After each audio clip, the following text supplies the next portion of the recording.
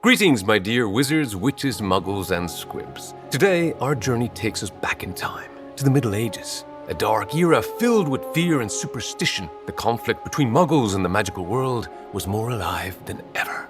But there were those, like Gwendolyn the Weird, who had a grand old time hopping from one pyre to the next. Wasn't that right?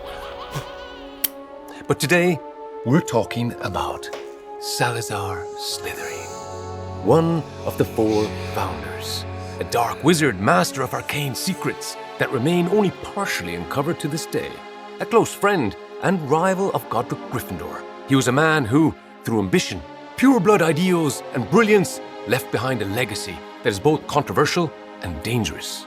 Any resemblance to you-know-who is, of course, purely coincidental. Indeed, for better or worse, his actions shaped the history of Hogwarts, and by extension, the entire wizarding world. What was he really seeking? What secrets lie hidden behind his legendary figure? Prepare your time-turners, my dear adventurers, because today, between secret scriptoria and unforgivable curses, we dive into the dark history of Salazar Slytherin and his lineage.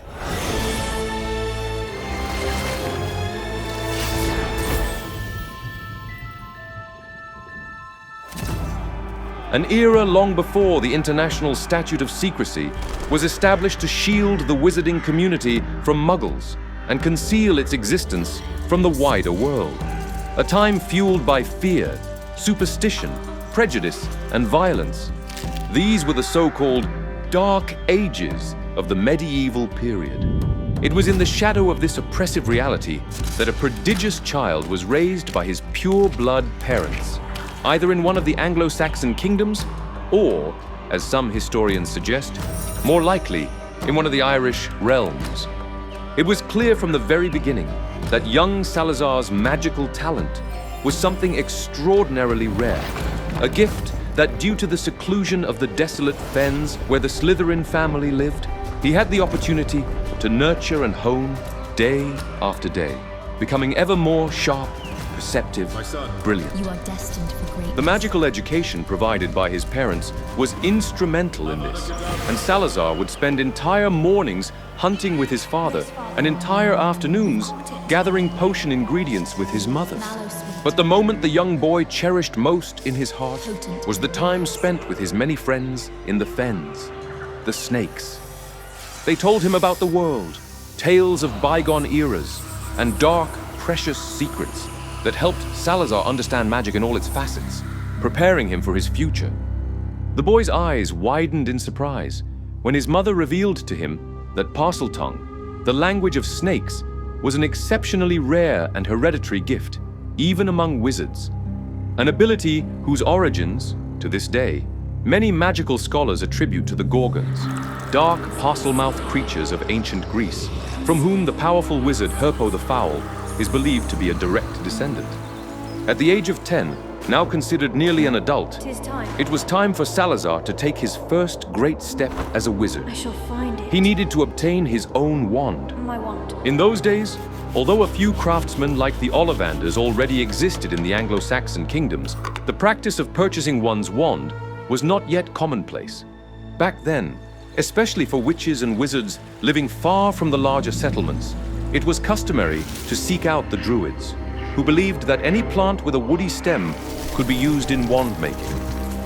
In the Anglo-Saxon kingdoms, at least, it was common for the purchaser of a wand to provide their own core, or request something specific, usually a traditional or well-liked substance. But Salazar had no intention of turning to anyone else for the creation of such a crucial artifact.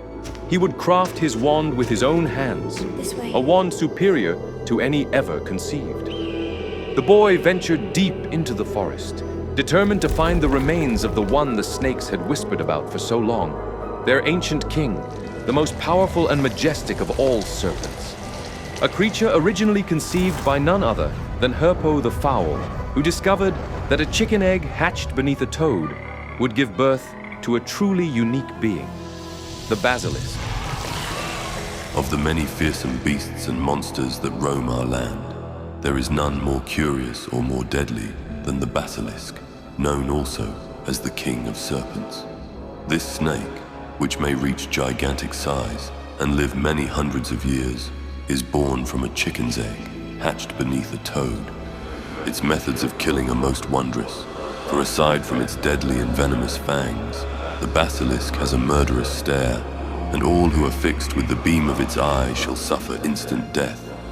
Spiders flee before the basilisk, for it is their mortal enemy, and the basilisk flees only from the crowing of the rooster, which is fatal to it.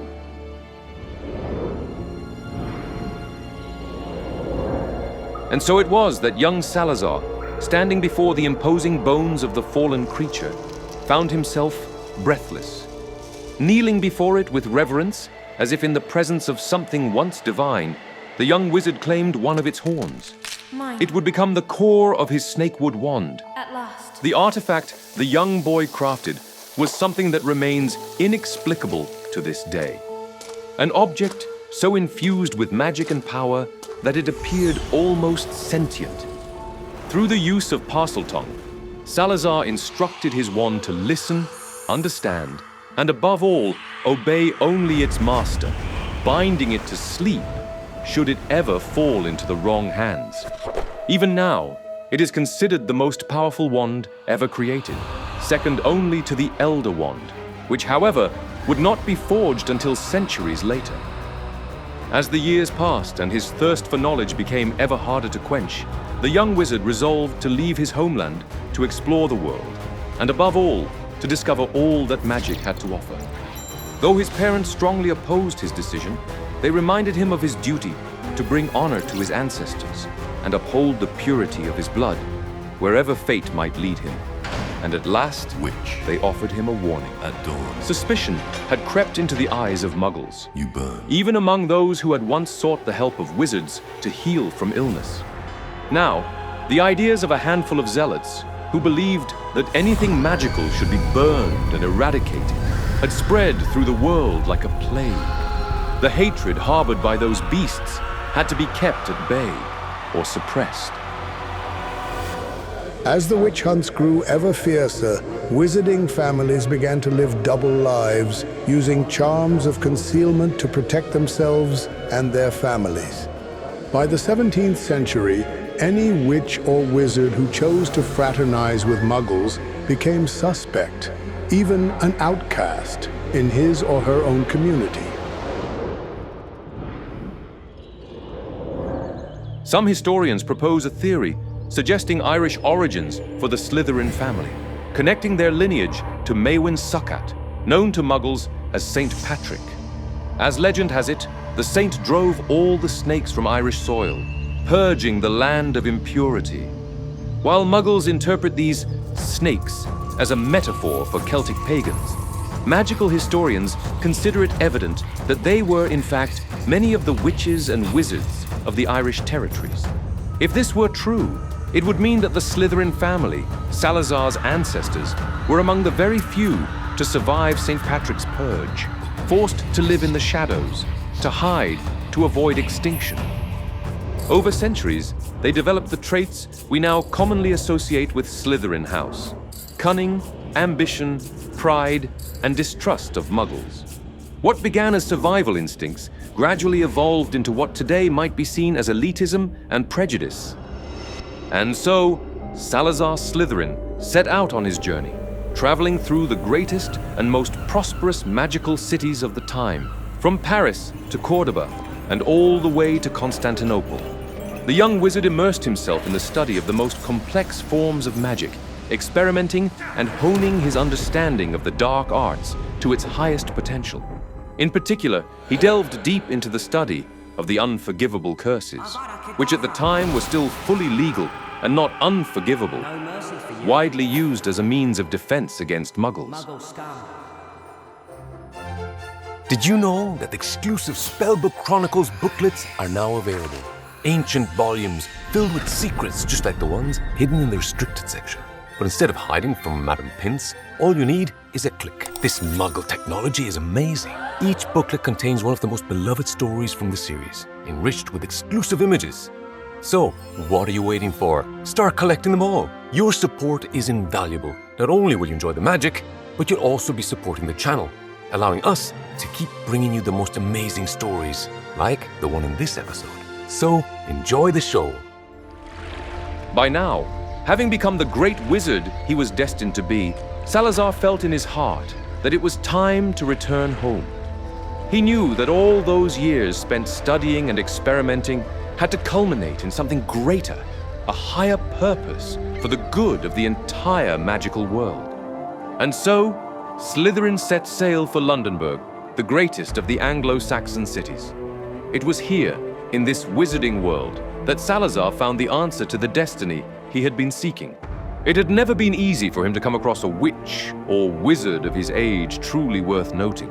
But not in Londonburg. There was a wizard, Godric Gryffindor, so skilled that he had single-handedly defeated an entire army of the Goblin King, Ragnarok I.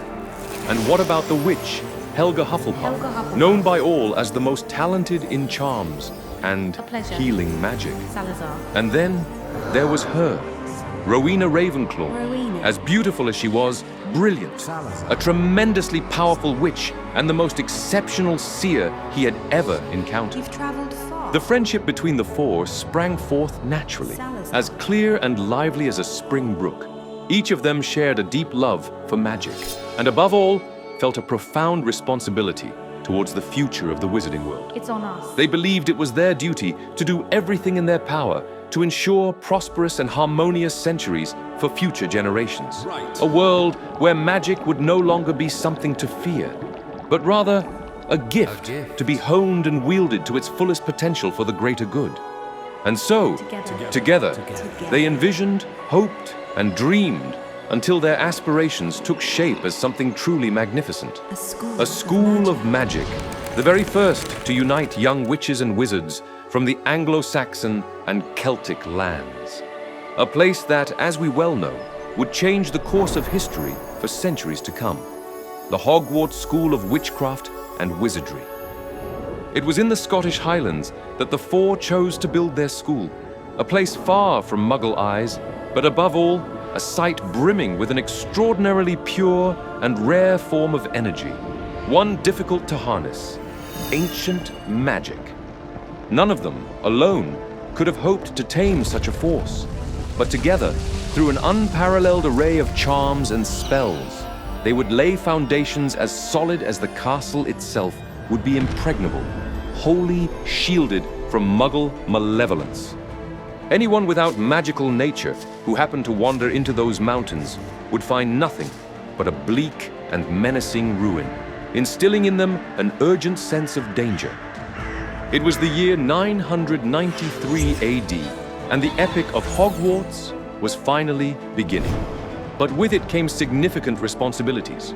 Among them, how would they select which students were worthy of attending Hogwarts? Each of the four founders had a very clear and distinct idea on the matter. For this reason, they agreed that every young witch or wizard with magical ability should be welcomed to the school.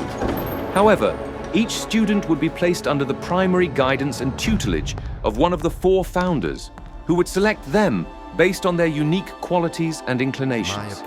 For Salazar, the core principles and values that defined a talented witch or wizard could only be those instilled by his own family: cunning, ambition, and blood purity. On this particular point, more than any other, his vision differed from that of his friends.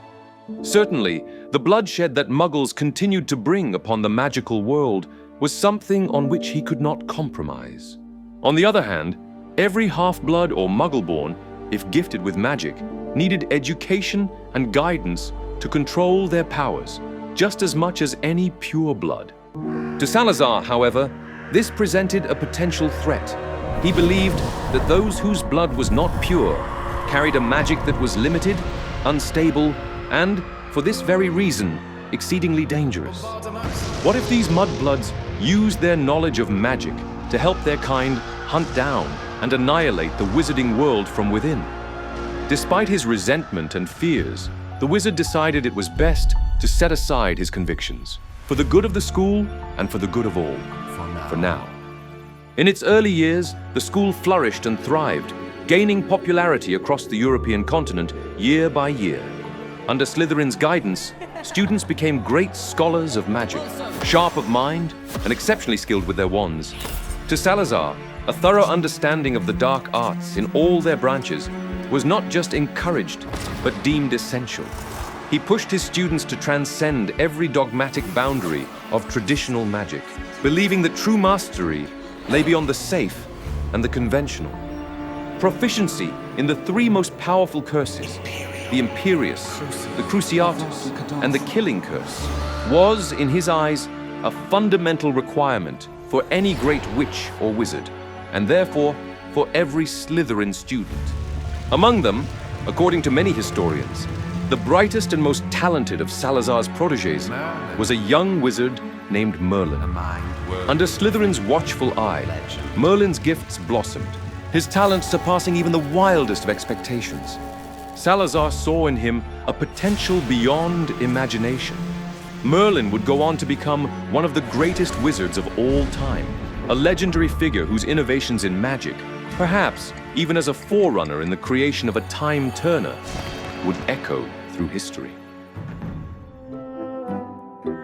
Ah, there you are, my beloved viewers. Fear not, I'll be quicker than a golden snitch. First of all, I want to thank you all for being here for this episode of the Spellbook Chronicles.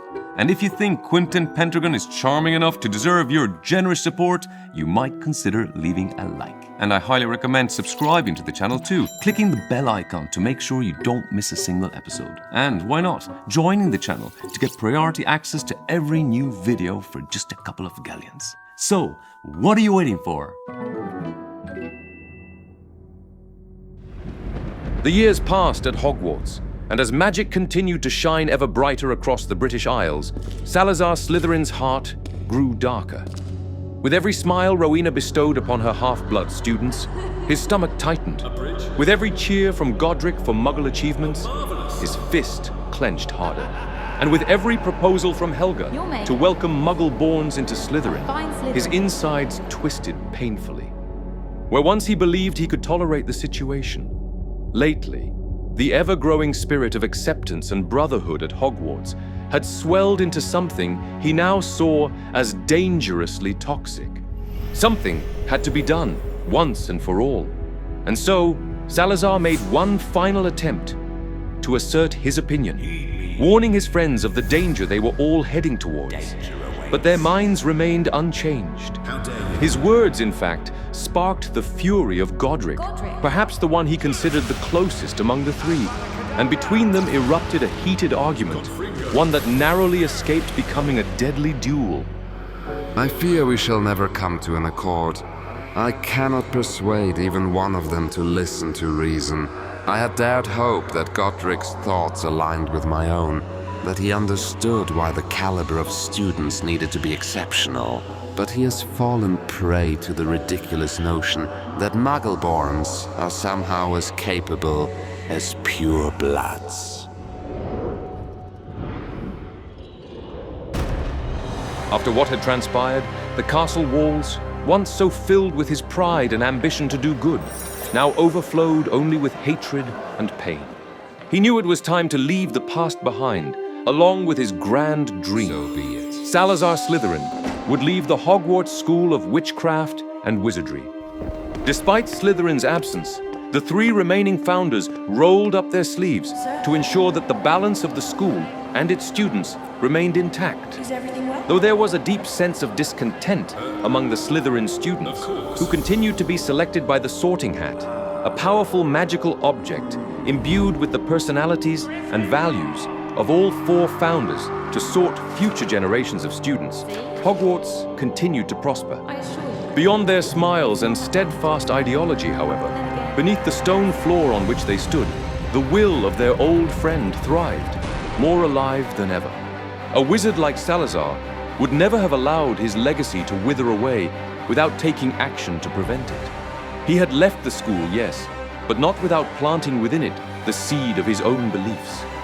2 chambers, as dangerous as they were dark, had been designed and built by him in secret before his departure. If I speak it now, One was a scriptorium, the door will impossible to find without the gift of parcel tongue, and impossible to survive without demonstrating a willingness to use the Cruciatus curse. an allegory of his philosophy. To do good in this world, one must unfortunately be prepared and aware that it will inevitably bring misunderstanding and pain.